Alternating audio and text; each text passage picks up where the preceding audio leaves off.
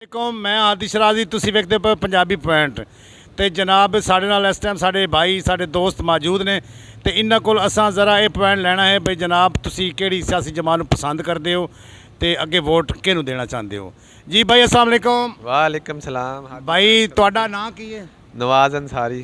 ਨਵਾਜ਼ ਅੰਸਾਰੀ ਭਾਈ ਮੇਰੇ ਦੋਸਤ ਦਾ ਨਾਂ ਹੈ ਤੇ ਜਨਾਬ ਇਹਨਾਂ ਕੋਲ ਇਹ ਪੁੱਛਣਾ ਚਾਹੁੰਦੇ ਆ ਬਈ ਤੁਸੀਂ ਜਨਾਬ ਕਿਹੜੀ ਸਿਆਸੀ ਜਮਾਤ ਨੂੰ ਪਸੰਦ ਕਰਦੇ ਹੋ ਜ਼ਿਆਦਾ? ज़्यादातर उन्होंने पसंद करते हैं ਜਿਹੜਾ ਮੁਲਕ ਦੇ ਵਾਸਤੇ ਕੰਮ ਕੀਤਾ ਹੋਵੇ। ਮੇਰੀ ਨਜ਼ਰ 'ਚ ਕਾਫ ਲੀਗ ਨੇ ਬੜਾ ਕੰਮ ਕੀਤਾ ਹੈ, ਨੂਨ ਲੀਗ ਨੇ ਕੀਤਾ ਹੈ, ਪੀਟੀਆਈ ਨੇ ਵੀ ਇੱਕ ਅੱਧਾ ਪ੍ਰੋਜੈਕਟ ਹੈ ਜਿਹੜਾ ਅੱਛਾ ਲਾਇਆ ਲੇਕਿਨ ਉਹਨੇ ਉਸ ਤਰੀਕੇ ਨਾਲ ਡਿਲੀਵਰ ਨਹੀਂ ਕੀਤਾ ਜਿਵੇਂ ਦੂਸਰੀਆਂ ਪਾਰਟੀਆਂ ਨੇ ਕੀਤਾ। ਇਸ ਟਾਈਮ ਤੁਸੀਂ ਵੋਟ ਕਿਹਨੂੰ ਦੇਣਾ ਚਾਹੁੰਦੇ ਹੋ ਜਿਹੜਾ ਅੱਗੇ ਇਲੈਕਸ਼ਨ ਆ ਰਹੇ ਨੇ ਇਹ ਤੁਸੀਂ ਵੋਟ ਕਿਹਨੂੰ ਦੇਣਾ ਚਾਹੁੰਦੇ ਹੋ?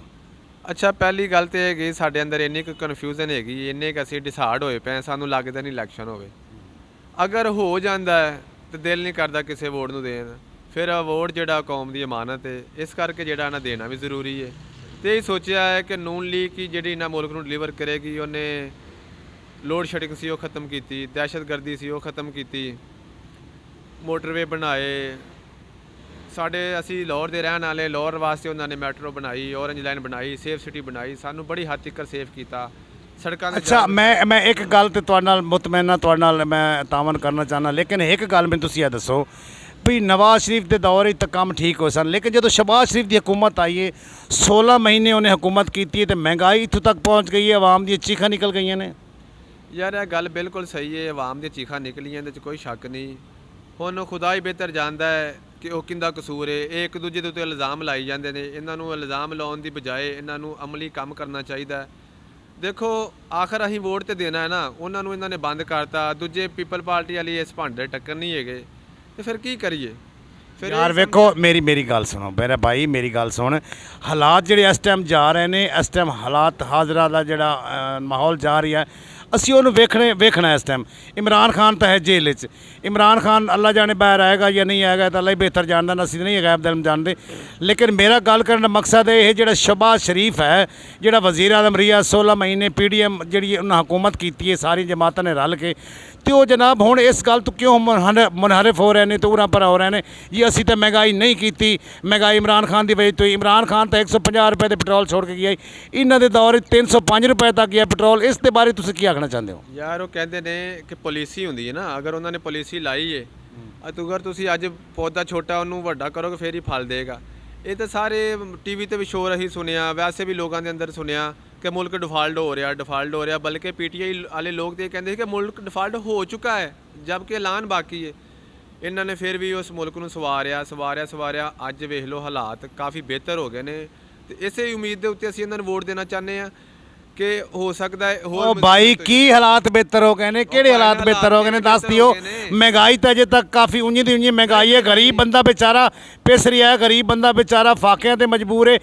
बेचारा ਜਿਹੜਾ ਬੰਦਾ 30,000 ਰੁਪਏ ਕਮਾਉਣ ਵਾਲਾ ਹੈ ਉਹ ਕਿਵੇਂ ਮੈਨੇਜ ਕਰੇਗਾ, ਕਿਵੇਂ ਉਹਦਾ ਬਜਟ ਬਣਾ ਕੇ ਦੇ ਨਾ ਜ਼ਰਾ 30,000 ਵਾਲੇ ਦਾ। ਅੱਛਾ ਅਸਲ ਦੇ ਵਿੱਚ ਨਾ ਕਾਫੀ ਜ਼ਿਆਦਾ ਮੇਰੇ ਭਾਈ ਮਹਿੰਗਾਈ 'ਚ ਫਰਕ ਪਿਆ ਹੈ। ਪੈਟਰੋਲ ਕੋ 10-20 ਰੁਪਏ 30 ਰੁਪਏ ਥੱਲੇ ਆਇਆ ਹੈ, ਆਟੇ ਦਾ ਰੇਟ ਮੁਸਤਹਕਮ ਹੋਇਆ ਹੈ, ਚੀਨੀ ਥੋੜੀ ਜਿਹੀ ਥੱਲੇ ਆਈ ਹੈ। ਸਿਰਫ ਮਸਲਾ ਹੋਣ ਜਿਹੜਾ ਤਨਖਾਹਾਂ ਵੀ ਇਹਨਾਂ ਨੇ ਵਧਾਈਆਂ ਨੇ 32,000 ਕਰਤੀਆਂ ਹੈ, ਜਿਹੜੇ ਮਲਟੀਨੈਸ਼ਨਲ ਅਦਾਰੇ ਉਹਨਾਂ ਨੇ ਵੀ ਕਰਤੀਆਂ, ਦੂਜਿਆਂ ਨੇ ਨਹੀਂ ਕੀਤੀਆਂ ਲੇਕਿਨ ਉਹਨਾਂ ਨੂੰ ਵੀ ਚਾਹੀਦੀਆਂ ਕਰ ਦੇਣ। ਤੇ ਦੂਸਰਾ ਹੈਗਾ ਸਿਰਫ ਬੱਤੀ ਦਾ ਤੇ ਗੈਸ ਦਾ ਇਸ਼ੂ ਹੈਗਾ, ਉਹ ਇਸ ਟਾਈਮ ਬਹੁਤ ਵੱਡਾ ਇਸ਼ੂ ਹੈ। ਉਹ ਇਹਨਾਂ ਦੀ ਗੌਰਮੈਂਟ ਆਏਗੀ ਤੇ ਇਨਸ਼ਾਅੱਲਾ ਤਾਲਾ ਇਹ ਜਿਹੜਾ ਨਾ ਇਹਨਾਂ ਚੀਜ਼ਾਂ ਨੂੰ ਵੀ ਮਹਿੰਗਾਈ ਨੂੰ ਵੀ ਹੋਰ ਮਜ਼ੀਦ ਥੱਲੇ ਲਿਆਉਣਗੇ ਔਰ ਜਿਹੜਾ ਨਾ ਬਿਜਲੀ ਔਰ ਗੈਸ ਦੇ ਜਿਹੜੇ ਬਿੱਲ ਨੇ ਉਹਨਾਂ ਉੱਤੇ ਵੀ ਤਵੱਜੋ ਦੇਣਗੇ। ਯਾਰ ਦੇਖੋ ਬਿਜਲੀ ਦੀ ਜਿਹੜੀ ਗੱਲ ਹੈ ਨਾ, ਬਿਜਲੀ ਇੰਨਾ ਕੋਈ ਐਸਾ ਕੰਮ ਐਸੀ ਪਾਲਿਸੀ ਨਹੀਂ ਬਣਾਈ ਜਿਹੜੀ ਆਵਾਮ ਨੂੰ ਸਸਤੀ ਬਿਜਲੀ ਮਿਲਦੀ ਰਹੇ ਆ।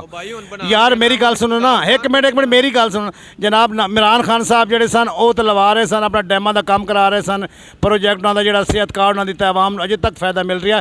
ਇੰਨਾ ਕਿਹੜਾ ਕੰਮ ਕਰਕੇ ਨਵਾਜ਼ ਸ਼ਰੀਫ ਗਿਆ ਜਿਹਦਾ ਆਵਾਮ ਨੂੰ ਫਾਇਦਾ ਮਿਲ ਰਿਹਾ? ਰੋਡ ਤਾਂ ਅਮੀਰਾਂ ਬੰਦਿਆਂ ਵਾਸਤੇ ਨੇ, ਗਰੀਬਾਂ ਵਾਸਤੇ ਤਾਂ ਰੋਡ ਨਹੀਂ ਹੈ ਨਾ। ਮੇਰੀ ਜਾਨ ਮੈਟਰੋ ਬੱਸ ਤੇ ਗਰੀਬ ਲੋਕ ਸਫ਼ਰ ਕਰਦੇ ਨੇ, ਅਮੀਰ ਨਹੀਂ ਕਰਦੇ। ਔਰੰਜ ਲਾਈਨ ਤੇ ਗਰੀਬ ਸਫ਼ਰ ਕਰਦੇ ਨੇ, ਅਮੀਰ ਨਹੀਂ ਕਰਦੇ। ਭਾਈ ਉਹ ਲਾਹੌਰ ਦੀ ਹੱਦ ਤੱਕ ਹੈ ਨਾ, ਪੂਰਾ ਪਾਕਿਸਤਾਨ ਦੀ ਗੱਲ ਕਰੋ, ਪੂਰੇ ਪੰਜਾਬ ਦੀ ਗੱਲ ਕਰੋ, ਪੂਰੇ ਪਾਕਿਸਤਾਨ ਦੀ ਗੱਲ ਕਰੋ, ਚਾਰੇ ਸੂਬਿਆਂ ਦੀ ਗੱਲ ਕਰੋ, 4 ਸੂਬੇ ਨੇ। ਮੇਰੀ ਜਾਨ ਫੈਸਲਾਬਾਦ ਦੇ ਵਿੱਚ ਮੈਟਰੋ ਸ਼ੁਰੂ ਹੋ ਰਹੀ ਹੈ, ਮੁਲਤਾਨ ਦੇ ਵਿੱਚ ਆਲਰੇਡੀ ਚੱਲ ਰਹੀ ਹੈ, ਇਸਲਾਮਾਬਾਦ 'ਚ ਆਲਰੇਡੀ ਚੱਲਦੀ ਹੈ। ਇਸ ਤੋਂ ਇਲਾਵਾ ਵੀ ਜਿਹੜਾ ਨਾ ਕਰਾਚੀ ਦੇ ਵਿੱਚ ਵੀ ਉਹਨਾਂ ਨੇ ਗ੍ਰੀਨ ਲਾਈਨ ਦੇ ਨਾਂ ਤੋਂ ਮਨਸੂਬਾ ਸ਼ੁਰੂ ਕੀਤਾ। ਆਸਤਾ ਰਿਲੀਫ ਮਿਲੇਗਾ ਜਿੰਨੀ ਉਹ ਤਾਂ ਪੀਪਲ ਪਾਰਟੀ ਨੇ ਕੀਤਾ ਨਾ, ਨਵਾਜ਼ ਸ਼ਰੀਫ ਨੇ ਨਹੀਂ ਕੀਤਾ ਨਾ, ਪੀਪਲ ਪਾਰਟੀ ਨੇ ਕੀਤਾ ਸੀ। ਔਰ ਜਿਹੜਾ ਹੈਗਾ ਨਵਾਜ਼ ਸ਼ਰੀਫ ਦਾ ਪ੍ਰੋਜੈਕਟ ਹੈ ਗ੍ਰੀਨ ਲਾਈਨ, ਜਿਸ ਤਰ੍ਹਾਂ ਇਹਨਾਂ ਉਹ ਭਾਈ ਇਹ ਗੱਲ ਤੁਹਾਨੂੰ ਮੰਨਣੀ ਪੈਗੀ ਨਵਾਜ਼ ਸ਼ਰੀਫ ਨੇ ਕੋਈ ਐਸਾ ਮਨਸੂਬਾ ਨਹੀਂ ਬਣਾਇਆ ਜਿਸ ਦੇ ਵਿੱਚ ਆਵਾਮ ਨੂੰ ਰਿਲੀਫ ਮਿਲਦਾ ਰਿਹਾ ਅੱਜ ਆਵਾਮ ਪਿਸ ਰਹੀ ਹੈ ਤੇ ਇਹਨਾਂ ਦੀ ਵਜ੍ਹਾ ਤੋਂ ਪਿਸ ਰਹੀ ਹੈ PDM ਦੀ ਵਜ੍ਹਾ ਤੋਂ ਪਿਸ ਰਹੀ ਹੈ ਇੱਕ ਨਵਾਜ਼ ਸ਼ਰੀਫ ਸ਼ਹਬਾਜ਼ ਸ਼ਰੀਫ ਦਾ ਕਸੂਰ ਨਹੀਂ ਸਾਰੀ PDM ਦਾ ਕਸੂਰ ਹੈ ਜਿਨ੍ਹਾਂ ਨੇ ਆਵਾਮ ਨੂੰ ਜ਼ਲੀਲੋ ਖੁਆਰ ਕਰਕੇ ਰੱਖ ਦਿੱਤਾ ਹੈ ਤੇ ਜਨਾਬ ਤੁਹਾਡੀ ਸਾਡੀ ਗੁਫ਼ਤਗੂ ਇੱਥੇ ਅਸੀਂ ਖਤਮ ਕਰਨਾ ਚਾਹੁੰਦੇ ਹਾਂ ਜਨਾਬ ਅੱਲਾ ਹਾਫਿਜ਼ ਪਾਕਿਸਤਾਨ ਜ਼ਿੰਦਾਬਾਦ।